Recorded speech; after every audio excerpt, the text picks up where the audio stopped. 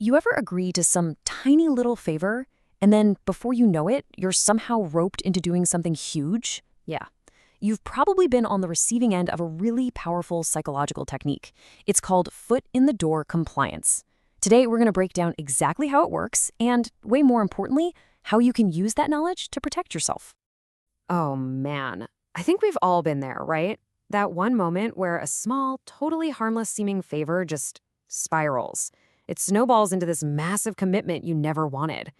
This quote, it just perfectly captures that sinking feeling when you realize a single yes has opened the floodgates. So, what's the deal here? How does that even happen? How can one tiny little yes have enough power to just completely tear down the boundaries we put up? Well, that is the big question we're unpacking today. And the answer? It lies in a classic persuasion tactic. So, the formal name for this is the foot in the door technique. And really, you can just think of it as a way of persuading someone that's all about building momentum. The entire thing is built on the power of getting that first, small agreement. Okay, so the core idea here is actually pretty simple, but it is incredibly powerful. See, if someone can get you to agree to a small, almost trivial request, you become psychologically primed. You're basically set up to agree to a much bigger request later on. That first yes literally greases the wheels for the second, bigger ask. So how does this actually work in the real world? It's kind of like a simple three-step dance. First, they make a small, super easy request, something you'd feel silly saying no to. Second, they get that yes.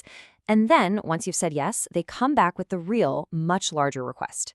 And the psychology is fascinating, because by saying yes once, you've subconsciously started to see yourself as an agreeable, helpful person. That makes it so much harder to say no the second time around. All right, now let's talk about the darker side of this. Because while this technique can be used for harmless things, its real danger is how it slowly, gradually erodes our boundaries. This slow and steady escalation, that's where we really need to be paying attention. And this just nails the heart of the problem. The danger isn't one big dramatic moment where your boundaries get shattered. No, it's more like a slow, steady leak.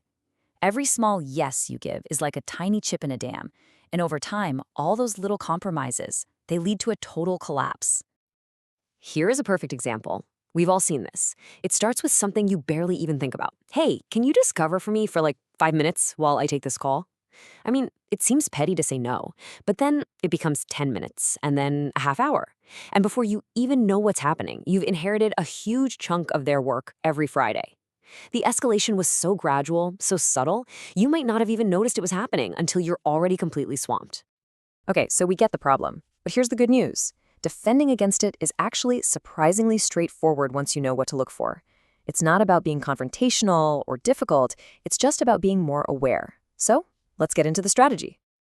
This is the key question, right? How do you possibly guard against something so subtle without just becoming paranoid about every little request you get?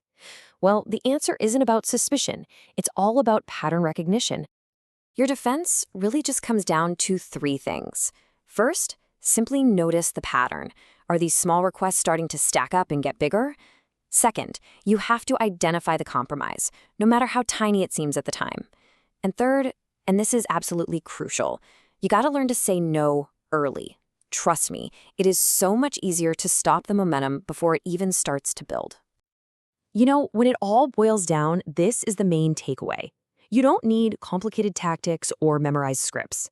Your single most powerful shield against the foot in the door technique is simply being aware that it exists. Once you can name it, once you can see it happening in real time, you take back all the control. The magic of the illusion is just gone. So, I'm going to leave you with this to think about. Now that you know all this, take a look around your own life. Who might be testing your boundaries right now, one small request at a time? Just recognizing it, that's the first and honestly the most powerful step to reclaiming your time and your energy.